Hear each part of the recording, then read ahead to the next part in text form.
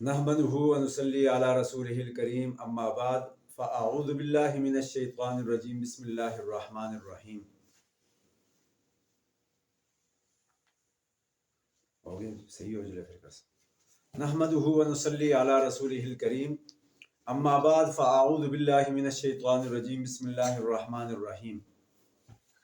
ये रोज़ाना के हम अज़कार जो करते हैं, ये जो हमारे मामूलात हैं, दुरूद शरीफ का पढ़ना, इस्तिग़फ़ार का पढ़ना और उसके अलावा कलमे तय्यबा का पढ़ना, सुबह शाम जो मसनून अज़कार हम करते हैं उनके बहुत ज़्यादा फ़वाइद हैं। ये हम इसलिए करते हैं कि इससे हमारी ज़िंदगी में अल्लाह की तरफ से हमारे कामों में बरकत होती है, हमारी हिफाजत होती है, जान माल की इज़्ज़त आबरू की हिफाजत होती है। एक दुआया कलमा है, मुख्तसर से अल्फाज हैं जो अक्सर हम पढ़ते हैं, ला हौला वला कुव्वत इल्ला बिल्लाह।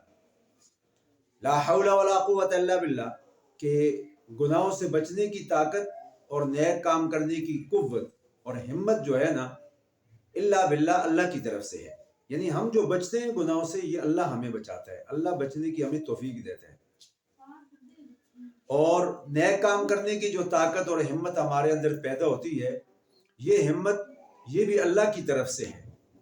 और अगर अल्लाह की मदद ना हो तो हम गुनाहों से बच नहीं सकते, अल्लाह हमें तौफीक ना दे तो हम नेकी कर नहीं सकते। शैतानी वसवसे होते हैं, नफ्स के धोखे होते हैं, आदमी गुस्से में आ जाता है और आदमी बुरे इरादे और बुरे प्रोग्राम बनाने लग जाता है, किसी को नुकसान देने के लिए, किसी को परेशान करने के लिए। तो कुरान मजीद की सूरह फलक और सूरह नास, इन दो सूरतों का आदमी तर्जुमा पढ़े, इनकी तफसीर पढ़े तो इन शुरूर और फसादात से बचने के इंसान को तरीके आते हैं। एक देहात के अंदर का वाक़या है, दूर दराज देहात का एक इलाका था, उसमें दो भाई रहते थे। उन दोनों भाइयों का आपस में बड़ा इत्तेहाद और इत्तेफाक था और वो मिल के काम और कारोबार करते थे। वो मिट्टी से बर्तन बनाते थे और बर्तन बनाने के बाद उनको बाजार में, शहर में ले जा करके, दूर दराज इलाकों में ले जा करके बेचते थे। साल में 2 मरतबा उनका ये सफ़र होता, लेके जाते। एक मरतबा ऐसा हुआ कि वो अपने सफ़र को जा रहे थे, उन्होंने अपने जानवरों के आगे चारा डाला, दाना डाला, उनको पानी पिलाया, तैयार किया, सामान बांधा, निकलने लगे। उनका इत्तेफाक बड़ा मशहूर था, उनका काम बड़ा मशहूर था और वो सारे लोगों में उनका ये चर्चा था कि ये ईमानदार हैं, ये बाअखलाक लोग हैं, ये अच्छे लोग हैं। इस हवाले से एक मरतबा ऐसा हुआ कि जब सामान सफ़र उन्होंने तैयार किया, वो जाने लगे तो अपने घर से निकले और तकरीबन 1 दिन का सफ़र तय करके एक मकाम पर पड़ाव डाला, वहाँ पर ठहरे और वहाँ पर उन्होंने कुछ खाना पीना किया और उठ करके फिर निकलने लगे तो क्या देखा कि एक आदमी गर्दो गबार में अटा हुआ उनके सामने आया और कहने लगा कि अगर आप मुनासिब समझे कोई हम सफ़र आपके साथ हो। तो उन्होंने कहा कि अच्छी बात है। बड़ा भाई कहने लगा कि अगर आप हमारे साथ जाते हैं तो अल्लाह आपका भी सफ़र आसान करे, हमारा भी। वो एक साथ जाने लगे। सफ़र में दौरान सफ़र चलते चलते वो जो आदमी आया था उसने क्या किया कि बड़े भाई के पास गया और उसको अलग पा करके उससे बातें शुरू कर दी। कहने लगा कि बताएं, आप ये कारोबार करते हैं, कितने अरसे से कर रहे हैं, इसको कहाँ कहाँ बेचते हैं, इसको इसमें आपको बचत क्या है, आपकी आमदन क्या है, आपके अखराजात की तफसीलात क्या है। वो कहने लगा जी कि मेरे 4 बच्चे हैं, मैं शादीशुदा हूँ और फैमिली वाला हूँ, मेरे साथ कारोबार में ये भाई शरीक है और उसकी औलाद नहीं है, उसकी अभी तक शादी भी नहीं हुई है और ये हम सामान बेचते हैं, ख़रीदते हैं, अल्लाह का शुक्र है। बस ये बात की। और वो कहने लगा कि देखें, आप अपने भाई को आधा हिस्सा देते हैं, आप दोनों आधा आधा करते हैं, तो ये तो ठीक नहीं है। आप अयालदार हैं, आपके बच्चे हैं, आपके अखराजात ज़्यादा हैं, आप ज़रा ज़्यादा लिया करें। आप ज़रा सोचें तो सही ना, आगे ज़िंदगी के मुस्तकबिल को, फ्यूचर को देखें। इस हवाले से आपको ज़्यादा लेना चाहिए। ये बात उसने उसके जहन में डाली, एक वसवसा सा आ गया। वो सोचने लगा कि मुझे यूं वाकई करना चाहिए, भाई तो अकेला, उसका क्या खर्चा है। फिर थोड़ी देर के बाद इसको टाइम लगा, मौका पा करके दूसरे भाई के पास चला गया, छोटे के पास। कहने लगा जी आपकी आमदन क्या है, अखराजात क्या है, कब से ये कारोबार कर रहे हैं। उसने सारी बात बताई कि हम चल रहे हैं, अल्लाह का शुक्र है। उसने कहा कि देखें, آپ نے ابھی شادی بھی کرنی ہے، پھر آپ کے بچے بھی ہونے ہیں، آپ نے مکان بھی بنانا ہے، بڑا بھائی تو اپنے بچوں میں لگا رہتے اور اپنے کاروبار کو زیادہ توجہ بھی نہیں دے سکتا، زیادہ محنت بھی آپ کرتے ہو تو آپ کا آئندہ آنے والے مستقبل میں اخراجات بھی آپ کے زیادہ ہیں، تو آپ جب یہ بچت لیتے ہیں تو اس میں سے آپ اپنے پاس زیادہ لیا کریں، سارے کا سارا ان کو نہ دیا کریں۔ اس نے کہا ٹھیک ہے جی، ہم سوچ بچار کریں گے۔ ایسا ہی ہوا، جب انہوں نے اپنا سفر طے کیا اور وہاں جانے کے بعد انہوں نے واپسی کا راستہ لیا اور راستے میں آتے ہوئے ایک جامع مسجد میں نماز جمعہ کے لیے چلے گئے۔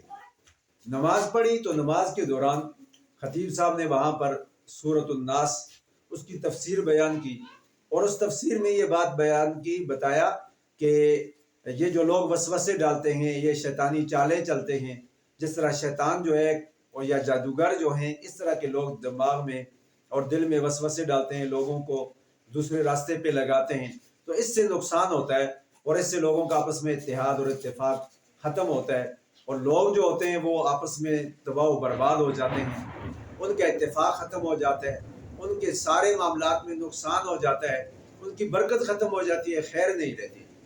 تو لہٰذا کسی کی بات میں نہیں آنا چاہیے، کوئی بھی کسی قسم کی کوئی بات کرے تو اس بات کی تحقیق بھی ضروری ہے، چھان بین بھی ضروری ہے، اور اس بات کو آدمی اپنی آنکھوں سے اپنے کانوں سے دیکھنے سننے کے بعد بھی پھر کہیں سوچ بچار کرے، نقصان ہے تو اس پر قدم اٹھائے، وگرنہ کسی بھی سنی سنائی بات پر قدم نہیں اٹھانا چاہیے۔ جب یہ بات ہوئی تو نماز پڑھ کے باہر نکلے، انہوں نے اپنے اپنے دل کو ٹٹولا، اور پھر وہ سمجھ گئے کہ ہمیں ایک آدمی جن کو یہ باتیں بتا رہا تھا اتنے عرصے سے ہمارے ساتھ سفر میں ہے تو وہ ٹھیک نہیں تھا۔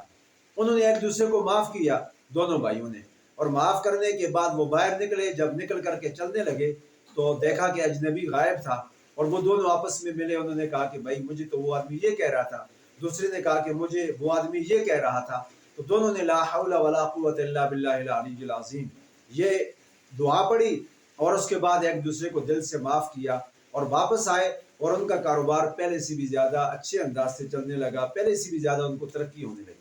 اگر وہ اس بتانے والے کی بات میں آ جاتے، اس بتانے والے کی بریفنگ میں آ جاتے، جو بتانے والے کی کوئی بھی مقصد اور غرض ہو سکتا ہے، وہ شیطان بھی ہو سکتا ہے جنوں میں سے، وہ شیطان بھی ہو سکتا ہے انسانوں میں سے، کیونکہ شرارت اور شیطنت اور سازش کا کوئی بھی عمل یا کام کرے تو وہ شیطان ہے، تو لہٰذا اگر وہ اس کی باتوں میں ایک بھائی بھی آ جاتا تو ان کا سارا اتفاق ختم ہو جاتا اور ان کا کاروبار تباہ و برباد ہو جاتا۔